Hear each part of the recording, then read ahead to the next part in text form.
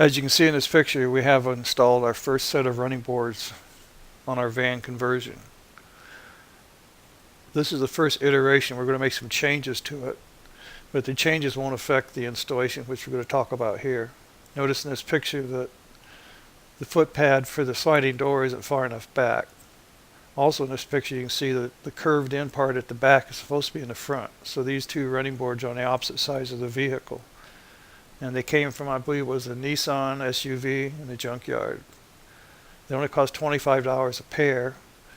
And we're going to buy another pair and make some modifications, which we'll show you later. These running boards are made of very thick oval aluminum. And we're going to buy a second pair. And one of the second pair will be used to put a second pad on the sliding door by welding another pad behind the one that's there right now. And the other side of the new pair will be used to make a rear door running board which attaches to the trailer hitch, so it can be removed. It'll attach to the back side of the trailer hitch, that way you can still use the trailer hitch for other purposes. Here's another point of view looking on the driver's side towards the front of the vehicle. When you purchase these running boards, they include the aluminum hangers, which is everything to the left of these arrows right here. And then I added this strap here on the outside to give it great stability. This thing does not move at all. I mean, you step on it, it doesn't even sag 1/8 of an inch, because this hanger system's at both ends of the running board, and it proved quite sound. I've seen lots of cheap running boards, you step on them, they spring down. I just didn't like that. This is a nice solid connection. Here's a view of the front hanger on the passenger side looking forward on the van. And here you can see the 2 1/2-inch bolts I used to bolt the hangers to the subframe rail. The subframe rail is 2-inch by 3-inch square rectangular tubing, and it's 1/8 of an inch thick.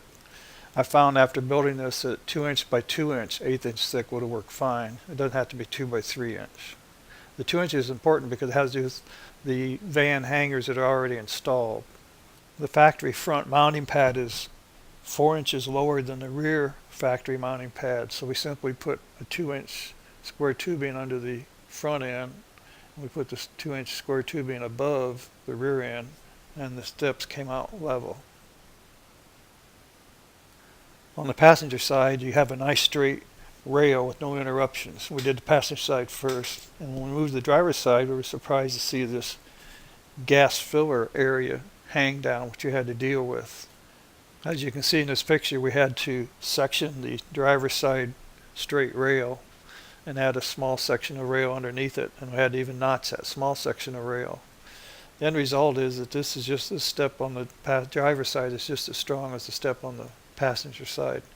Neither one of them flex when you step on them. As you can see here, we bolted the rail system to the van mounts using 1/2-inch bolts.